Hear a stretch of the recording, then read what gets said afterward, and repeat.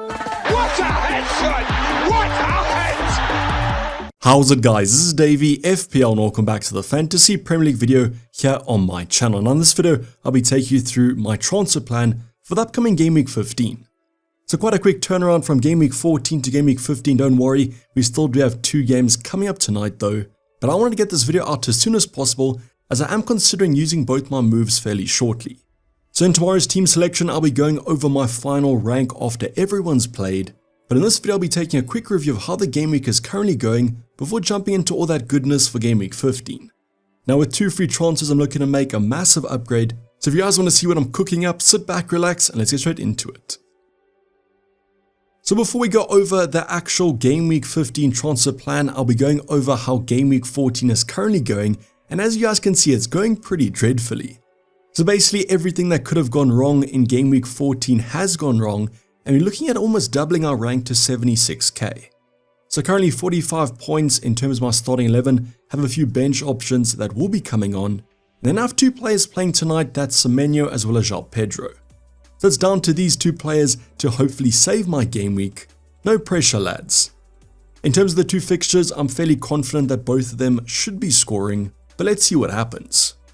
So the past few game weeks have been absolute dreamland. This is definitely going to be a nightmare. Let me know how your game week is currently going, and like me, are you guys also on a red arrow?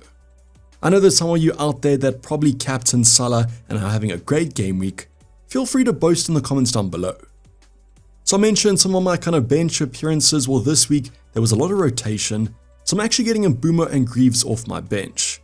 Now thank goodness Dalot didn't end up getting anything against Arsenal, otherwise I would have rued the fact that I had him 3rd on my bench.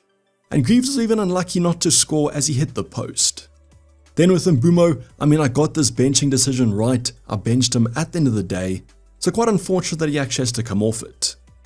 Then finally Flecken managed to get a few save points after conceding quite a few goals. That Brentford defense just can't keep a clean sheet at the moment, but I guess they did have a tougher fixture. Now Flecken actually did outperform my starting goalkeeper Fabianski. That West Ham defense is also pretty atrocious, and Fabianski managed to get the 2-pointer because of a save point. So luckily between the 2 of them, not much difference, but the goalkeeper department isn't looking too great at the moment for my squad. Then things went from bad to worse as Gabriel was still injured and wasn't even in the squad against United. Now you guys know what happened. Arsenal kept the clean sheet, would have loved these extra points, and his colleague Saliba managed to score a goal even though he didn't know he was going to score it. So just kind of wish that Gabriel was in one of those corners as they were pretty effective. Fingers crossed he's back for the future game weeks though. Then luckily Guardiola started this one as expected after being benched against Liverpool and kept the clean sheet against that Forest team. Now might have been happy with 6 points, but Guardiola I think missed 2 big chances, so definitely would have loved a little bit of a haul from him. Still pretty happy though that I kept hold of him. Man City have some good fixtures coming up. Just hope he can convert those big chances next time. Then finally Aït-Nouri, you guys might be thinking that he was actually suspended for this one or didn't feature. But no, for the 2nd week in a row, Wolves conceded so many goals. Now conceding 4 to Everton should be its own achievement because they weren't even scoring before this. Just shows you how bad that Wolves defense has been. Someone almost completely lost faith in Aït-Nouri to get me clean sheets. It's just that attacking threat. And even though Wolves had a terrible performance, I guess he was the best player out of them according to the ratings. So yeah, just miraculous 2 weeks in a row, 0 pointers. FPL sometimes are just like that.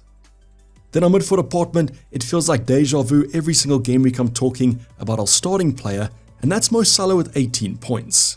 It's an absolutely ridiculous haul from Mo Salah, 2 goals plus an assist. Really should have captained him, but I was always keen on going for another asset. Just unstoppable at the moment, the absolute goat of FPL, and could even break his own record in terms of FPL points this season. So congrats if you guys did go there. 18 points is a massive haul, definitely higher than every other Campsy option. Saka, our 2nd premium, unfortunately couldn't get anything against United. Overall a pretty quiet game, at least the parts that I watched of this fixture. Was a little bit of a tougher game I guess on paper, so I don't really mind him blanking, as long as he kind of keeps track with Erling Haaland. Then the next option, Cole Palmer, featured in a heavily rotated Chelsea squad and could have had a bunch more points than 7. So I think Chelsea put up a ridiculous 5.5 XG or something like that. Cole Palmer only with 1 attacking return though. Did I ever create a big chance that was pretty easily missed? I guess we should be thankful that he started, but if he didn't, Salah was my vice captain. So let's see what Semenyo can do tonight. Hopefully matches Salah, that'll be pretty decent. I'm just hopeful for any points though. Now forward department was probably the most disappointing department of the game week. Cunha in that 4-0 loss to Everton. Just don't really know what Wolves are doing at the moment. I say every week that there might be all-out attack, but not scoring against Everton is pretty bad. I know the defensive numbers have improved recently, but I did expect Wolves to be a bit more clinical. I guess Cunha is quite cheap though. Not really scoring those absolute bangers, but they weren't sustainable. I guess the mean is catching up to it. Now the most disappointing player was going to be Nicholas Jackson from Chelsea. We spoke about this potential rotation that Chelsea do in the midweeks. I was just hoping because it was a Premier League game we didn't see it as much. But what ends up happening, Nkunku starts, has a load of chances. I honestly think that we were robbed of an absolute masterclass from Jackson. Now with him not featuring and Mbeumo comes off the bench, a player that I benched anyways. So I actually wish that Jackson came off the bench, could have got an attacking return. Now various kind of talking points around why he was benched. The one is the obvious fact that he has 4 yellow cards, but for a striker it's quite easily to avoid getting one. Maybe it just was this kind of rotation that Enzo likes to do around the midweek fixtures. Just wish that Jackson played, as this was an absolute disaster class defensively from Southampton. But it is what it is at the end of the day. These things sometimes do happen. At least I had Jackson for the previous 2 weeks. Now let's hope that João Pedro doesn't continue the trend of these bad performances, as that'll be pretty disappointing to be honest. But that does round up our 45 points currently. Will become 48 once the bench options come off, plus whatever Semenyo and João Pedro get tonight. As mentioned though, let me know how your game week is going in the comments down below. It's a safe space for both green and red arrows. But let's move swiftly on to game week 15, hopefully some greener pastures or at least some green arrows. Now I do have 2 free transfers and 0.0 in the bank, however I'm looking to shift some funds around. But let's go over the starting 11 without any transfers made. Now the bench this week kind of picks itself. Mbeumo's been disappointing as well as Brentford, and they're up against a pretty good Newcastle team.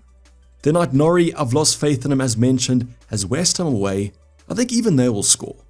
And then finally Greaves against Bournemouth. That Bournemouth team is pretty good, also do own Semenyo, so kind of hope that they don't keep a clean sheet. Now once again be starting Fabianski. What's the saying? Insanity is doing the same thing over and over, and expecting Fabianski to finally keep a clean sheet. Just feel like he has the slightly better fixture though. I know how bad that Wolves attack has been. Maybe we could have some save points or a clean sheet here. Then our back 3, I've dropped Nori and brought in Delot, has Nottingham Forest at home, a team that hasn't scored in the last 2 fixtures. I'm not really expecting a clean sheet here, but I'm hoping that he starts at wing back again. Arsenal was a tough game. I think Forest will be slightly easier. Then let's see if Gabriel does recover. I guess I do have some coverage with Nori, but would prefer some Arsenal coverage. Then finally Guardiola against Crystal Palace, a team also struggling. Just hope he continues to be so attacking. Then our midfield department, won't make the mistake of not captaining Mo Salah even if it is the early kickoff. Let's see if Salah beats out that Gundy quote. Everton away might be a tougher game. As mentioned, they've improved defensively, but this Liverpool attack seems unstoppable.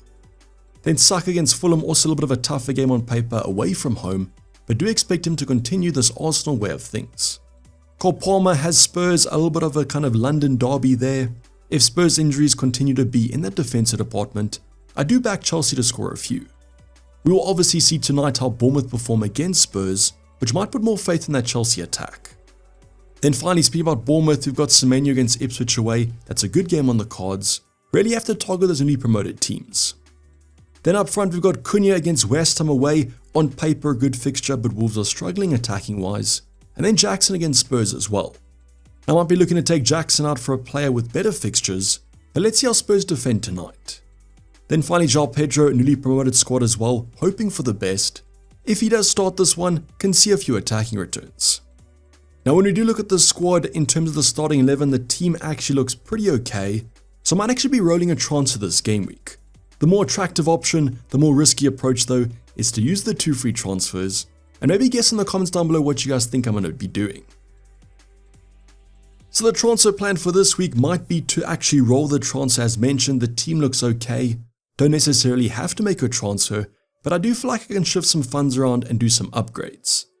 Now the transfer to actually get the funds to do some upgrades will be Mbeumo out, probably for Rodgers.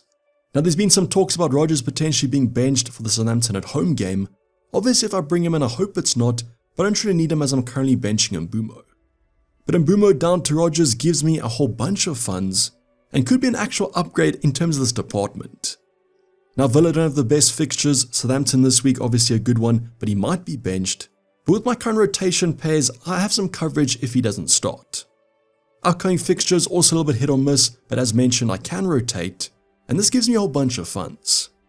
Now I could also take Mbeumo to a like for like such as a Bowen, but I do prefer the cash, and that will allow me to do one of two upgrades. So taking that first transfer into account and whatever money I have in the bank around 2.1, I can take on Nicholas Jackson for Isaac. Now I do consider this to be a luxury move, but over this festive period I need players that are guaranteed to start, and obviously like we saw in game week 14, Jackson might not be there. Only slight problem is that Chelsea fixtures, it's a sea of green from game week 16 onwards, so taking him out could actually be a massive risk. Isaac however has great fixtures, Brentford less than Ipswich, fantastic on paper, and is on good form at the moment. So yes, this might be a luxury transfer, but I do see some points potential in the future, and because I've owned Jackson for the last 2 game weeks, I've gained those points. So this transfer is on my mind at the moment just because the fixtures do look slightly better, but another more sensible move might be to upgrade my defense. So another move that I could do instead of taking Nicholas Jackson to Isaac could be going for Trent Alexander-Arnold at 6.9 million. Now Van Dijk does come in a bit cheaper, but I do prefer Trent because that attacking threat, both assets should be good for the future game weeks.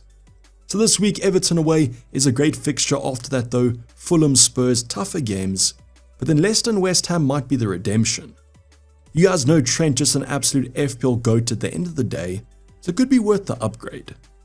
Now in terms of replacements, I could actually take Aït-Nouri I believe for Trent, but it might be more sensible to take the lot to him instead.